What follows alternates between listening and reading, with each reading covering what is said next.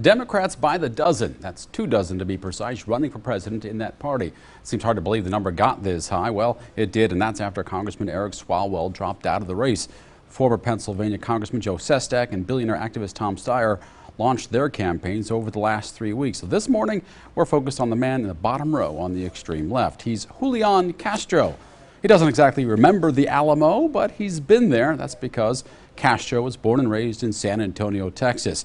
He graduated from Stanford with a political science degree and a communications degree, got his law degree from Harvard University. One interesting personal note, he has an identical twin, Joaquin, who serves in Congress. Castro started his career in politics by becoming the youngest city council member in San Antonio history. That's in 2001. He went on to become San Antonio's mayor in 2009, a job he held for 5 years until President Obama asked him to join his cabinet as the Secretary of Housing and Urban Development for the second term of the Obama administration. Castro would be the first Latino American president if elected. Now, Julian Castro is the grandson of Mexican immigrants, and immigration is a prominent issue in his campaign. He's 44 years old and one of the younger candidates seeking the White House. I had a lengthy conversation with Julian Castro earlier this week. We started with some of the political challenges he needs to overcome to win the Democratic Party's nomination. At one point, you were the most prominent member of the Obama administration in this race. You could try to campaign on that popularity. Then, of course, came Joe Biden. How much harder is it for you to capitalize on the Obama factor because of that?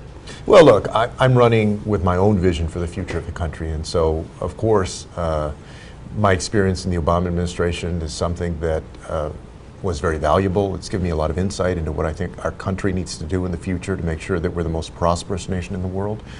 But I also have my own vision for what I think that we need to accomplish.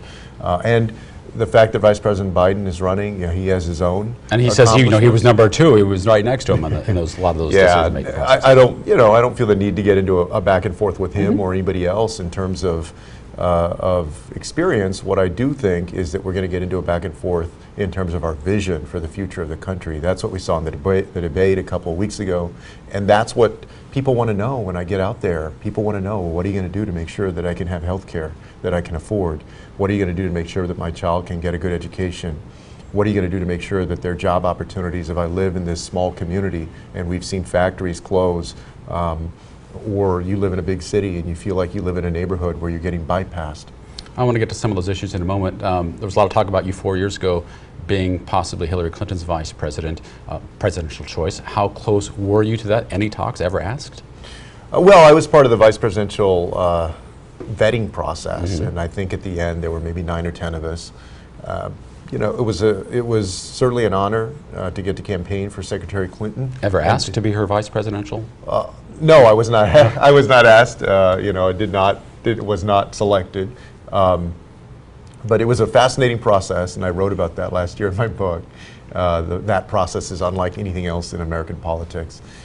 But I believe that you know, like everything else in life, you know, it adds something to what you bring. And I'm looking forward to getting out there and campaigning over the next several months. And I can see that my campaign for president is getting stronger and stronger. You did well in the debates. Obviously, the pundits, so-called, certainly said you did perform quite well. You did make the claim a moment ago that Democrats can win Texas.